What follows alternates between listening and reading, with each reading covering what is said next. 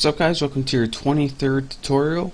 In this tutorial we're going to be building a simple program. So now that we learned what the for loop was, I'm going to be building a program to calculate something called compound interest. And this is pretty much like interest if you put your money in like a savings account or something. It will allow you to see how much money you have in the future. What I'm going to be using it for is to see how many subscribers that I'm going to have in the future. So right now, if you're watching this tutorial, and I'm making this when I have about 10,000 subscribers, and I figured out that I gain 1% of my subscribers each day. So with that information, I'm going to be able to calculate how much subscribers or how many I'm going to have in the future. So the formula for compound interest is this: A, which stands for the amount, and this is going to be what we're solving for, the future amount, equals P, which is the principal, which is 10,000, times 1 plus R. And again, R equals the rate, and all of this is to the power of, where are you? The power of n, and n is the number of years.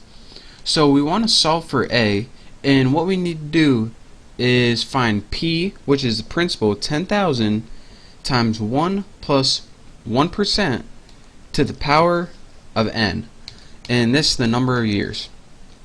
So if this sounds really complicated, let me show you guys how to do this using a for loop, and you will be substantially impressed, I promise you.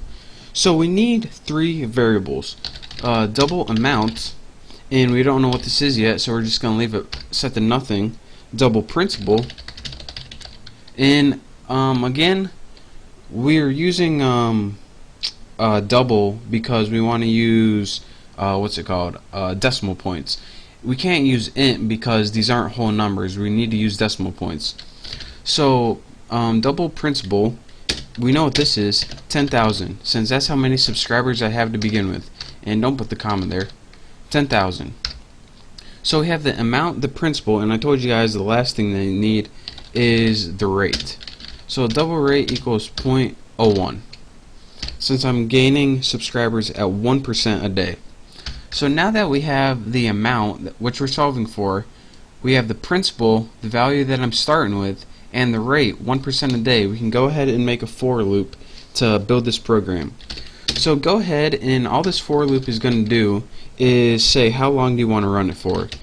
Well, let's go ahead. Int day, we want to start with the first day, and we want to go to day 20. We can go to whatever we want, just put less than or equal to 20, and put day plus plus.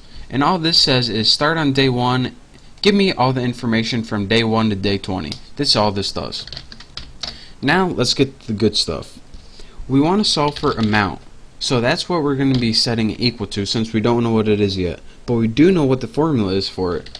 It's principal, and make sure you type these right, principal, and again you need to times this by something to the power, and this calls for an outside method that's math.pow. Now again, you can see right here that it takes two arguments. The first argument's what's in the parentheses, and the second argument's the exponent. So again, let's go ahead and add those arguments right here. The first thing, what's in the parentheses, is 1 plus rate. And what do you want to give the exponent? Year. Or let's see what it was, day actually. So now we have 1 plus rate, which is amount equals principal, which is 10,000, times 1 plus 0.01 to the day, and that day is going to loop. So now all we have to do is print this out on the screen. System out print line, and let's go ahead and print year, actually day. Again, whenever you use like compound interest and stuff, you usually use year, but no one really uses day unless you're looking at YouTube subscribers, so that's why I keep typing year. Plus, and add a couple spaces, amount. There you go. So let's go ahead and run this, and I'll show you guys what it does. So now we have a list down here that says how many subscribers I'm going to have each day. So on the end of the first day, or after one day, I'm going to have 10,100 subscribers. That sounds about right. That's 1%. And as you can see, at the end of 10 days from now, I'm going to have 1,146 subscribers and a couple half subscribers here. And at the end of 20 days, I'm going to have over 12,000 subscribers. So that is how you can build a program to calculate something like investments or your mortgage payments or something like that. Again, let me show you guys how this works one last time, as I always do. We needed principles. We needed 3 variables because that's how many variables are in this formula. You need to figure out the amount, which we don't know yet, but we do know the principal, which is the starting point, and the rate. We want to set the amount, which you don't know yet. It equals the principal times 1 plus the rate, which is 0.01, times the day. And this is where the for loop comes in handy, because this goes 1, 2, 3, 4 all the way to 20. And next, we just outputted it on the screen.